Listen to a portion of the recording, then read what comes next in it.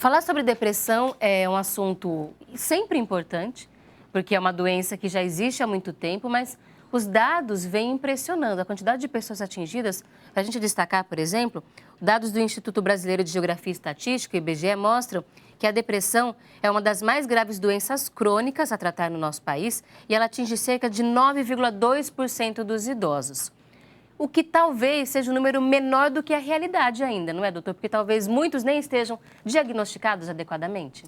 É muito interessante algumas coisas que você colocou na fala, porque é importante que as pessoas entendam que a depressão é sim uma doença não só por questão emocional, por questão de qualquer situação negativa que a pessoa esteja vivendo, mas é também biológica.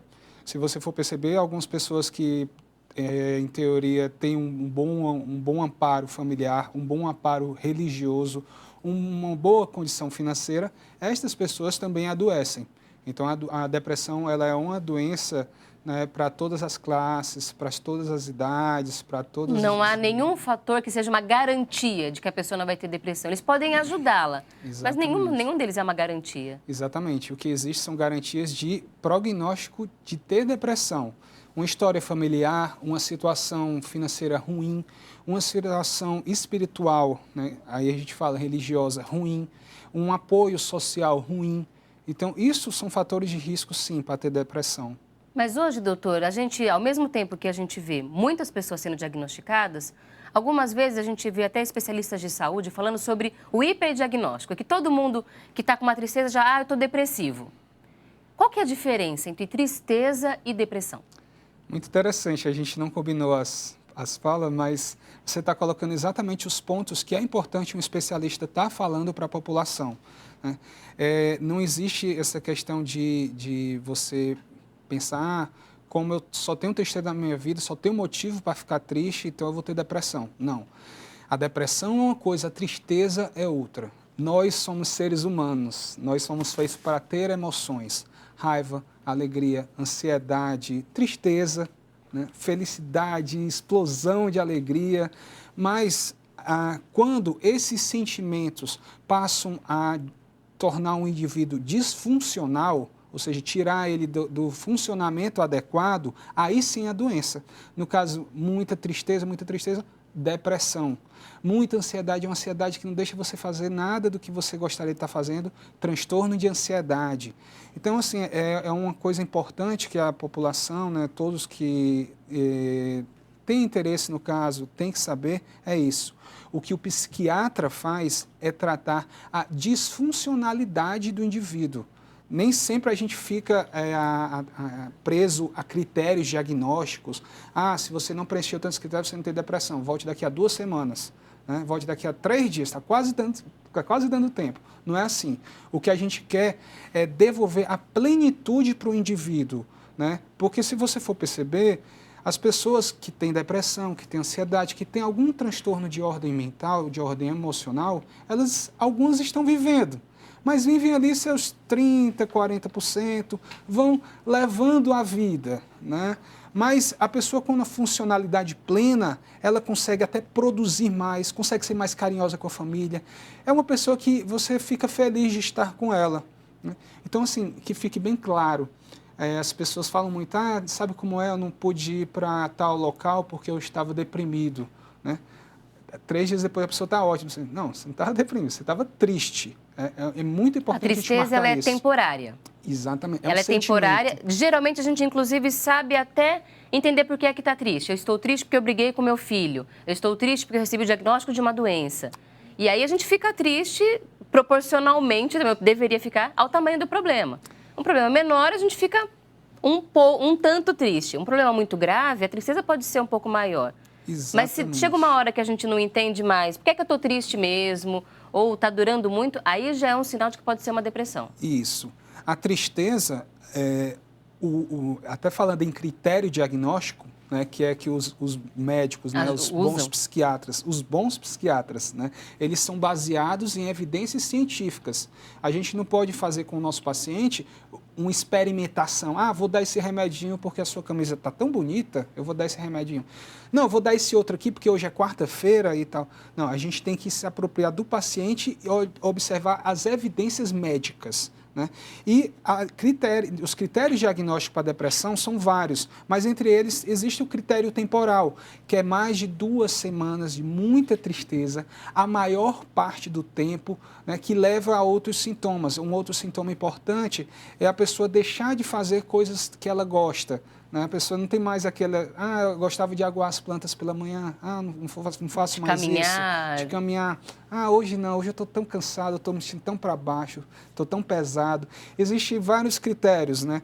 E é interessante, que é o que a gente vai conversar mais aqui, é a adaptação desses critérios para as pessoas idosas, já que os idosos, né, a nossa população está cada vez mais aumentando, né? Em dados anteriores, né, a pirâmide mostrava que era uma minoria, hoje já está caminhando, né, para se tornar quase que maioria em algumas décadas. Exatamente. E, em geral, infelizmente, o indivíduo idoso, ele é mal compreendido em várias questões, em várias situações, né? Em termos médicos, a maioria das doenças para o idoso, elas também se adaptam, né? Porque o organismo é diferente. Um raciocínio que eu gosto de colocar para meus pacientes, para ele entender o quão que é importante estar com o especialista, é que criança, todo mundo já sabe quem é o especialista, pediatra. Tá? Mas o idoso, ele também tem algumas alterações no organismo, algumas alterações na sua psicodinâmica que exigem o especialista em idoso, que é o geriatra. Todo idoso tem que ter um geriatra, que é aquele médico generalista que estudou todas as adaptações das doenças para essa faixa etária. Para essa faixa etária. Né? E quando ele tem alguma dificuldade ou quando ele precisa de alguma opinião mais minuciosa, aí ele passa para o especialista. Existe o endócrino geriatra, existe o ortopedista geriatra e existe o psiquiatra geriatra. Alguns pacientes eu falo, olha, mas você tem isso há 30 anos, por que você nunca procurou ajuda? Porque eu não queria tomar remédio.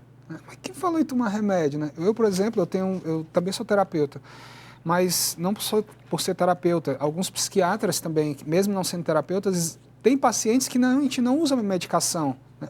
Insônia, 80% da insônia é causada só com mudanças de hábito, né? Então, isso é bem interessante, né?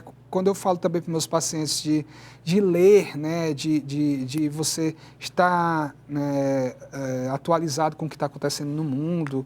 Eu cito, por exemplo, né, algumas passagens, né, que existe, por exemplo, um livro cristão na Bíblia, né, entrega teus caminhos ao Senhor, confia nele, mas ele fará. A importância de você ter uma espiritualidade, a importância da família. Tem uma outra passagem que fala, né, escute teu pai, não abandone a sua mãe, né? Eu tenho uma filhinha, né, queria até mandar um beijo também para ela, minha filhinha Marina, minha esposa Juliana, né? E assim, quando a gente está colocando ela para dormir, né, o quanto de amor que a gente não passa ali para aquela criança, esse vínculo familiar é o que não pode ser perdido e é o que mais vai lhe ajudar nesses momentos difíceis, né? A família e a espiritualidade. Né? E aí a gente vê que não se deve ter preconceito na hora de procurar ajuda. Eu não quero aceitar que estou com depressão, porque eu vou ter que tomar remédio, porque ninguém tem o direito de dizer que você é fraco por isso, que não tem fé por isso, e que nós temos, acima de tudo, de oferecer ajuda, amor, acolhimento, ser aquela pessoa que vai junto ao médico para ter coragem de pedir ajuda, que não vai fazer julgamentos, que vai ter um pouco mais de paciência. É fácil? Pode não ser, mas a gente tem que fazer isso. E aí a gente termina o nosso programa com essa mensagem de esperança, né, doutor? Tem alternativa, tem tratamento e ninguém tem que ficar sofrendo sozinho, não é? Exatamente. Eu digo muito para as pessoas, quando eu dou alguma orientação, por exemplo, não medicamentosa, né?